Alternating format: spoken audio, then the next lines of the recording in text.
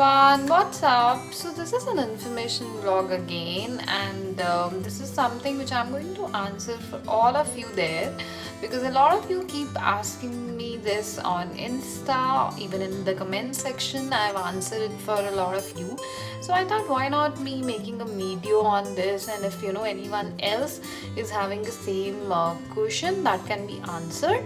So yes guys, this is about my visa, my dependent visa. So I got a temporary residence permit for Norway the month of March this year, and a lot of people, they reach out to me because they have either applied for it or they are going to apply, and they want to know certain things.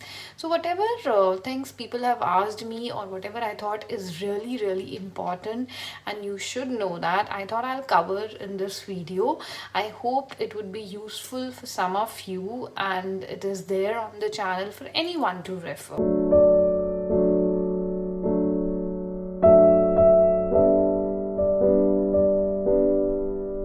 All this information is available on udi.no. The information like how to apply, who can apply, what's the procedure, what are the documents.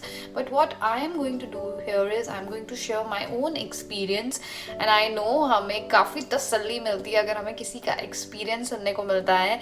जब मैंने apply किया था तो मुझे भी बहुत tension होती थी, when will it come, how much time will it take. So in this video I'm going to answer the 3 most important things which keeps going around on our mind when we are either applying or we are waiting for that permit. First important thing which we keep searching on udi.no, and which we really want to know, how much time will it take. So I'm away from my husband, and how much time will it take to be there, or else I am with my husband. So we have applied it together. My husband's visa is there, but my resident permit is still not come. There's some issue in that, so things like that, and I understand that because I've gone through that. So guys, to answer this, as per the UDI, they say it takes 6 months. They don't specify a period, very exact period. They even say 6 to 9 months it can take, guys, but I will just try to give you exact dates when I applied. So I applied on 7th November 2020, and I got my permit on 4th of March 2021.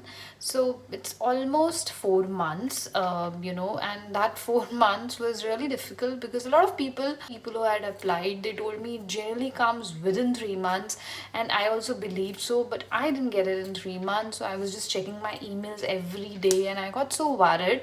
So I'm going to tell you guys, please don't worry about it. It will come. When they say it is coming between 6 to 9 comes, it is going to come, and you will receive I think it's an auto-generated mail end of the month, every month, that it's under process until the time it is under process. And once it is processed, the communication is sent to you. And guys, one more thing I want to tell you. So the most funny part was that I was waiting for my permit for so long, and I used to check the emails daily.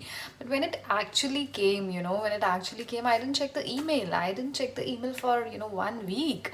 And I'm not lying, guys, I didn't check the email for 1 week. So and one day I just checked and it was already there. So when you least expect, things happen. So but you should not do the same mistake. Keep checking it, it will come. Next one, which I had no clue about, guys, too. So which is once you get a confirmation from UDI that yes, it is granted, your residence permit is granted, something like this. I got a mail from UDI that it's granted to you, but then what next? So as I had no clue, I called Delhi, Norway embassy in Delhi, and they gave me an email ID to write to, which was visum.no or something. I don't even remember that ID now, but you don't need to do that. That's why I'm not sharing that information. So the next process is to submit your passport, and you don't have to ask anyone for that because you already have a confirmation from UDI. So you can just take a VFS appointment like we take for other visas, and you can just apply for a date to submit your passport. So so that they can just because you're in a foreign country, you need a one-time visa to enter the country. So then I got to know a hard way, but I'm sharing it that it's not required that you contact the embassy and all. You can just submit your passport, take a VFS appointment, and it's done.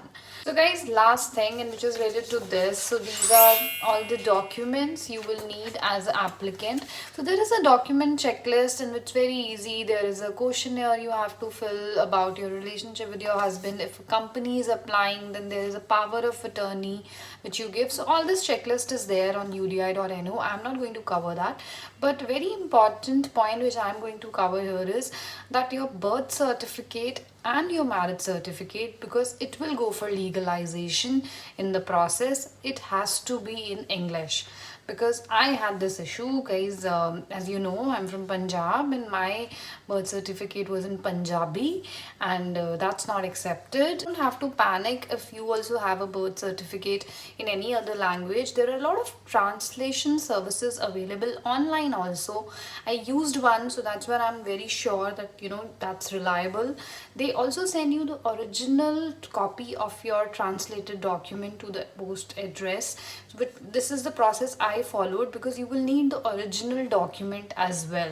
So these things I delayed little, because firstly I wasn't aware that it I have to go for this translation. Then when I got it over the email. I didn't know I'll have to go for legalization, so I would need the original of the translated document as well.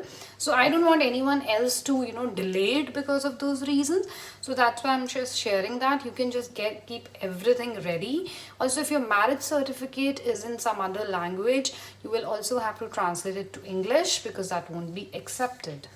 I hope this information was useful, and if you have applied for it and you're waiting for it, I hope you get it soon. See you soon. Bye bye.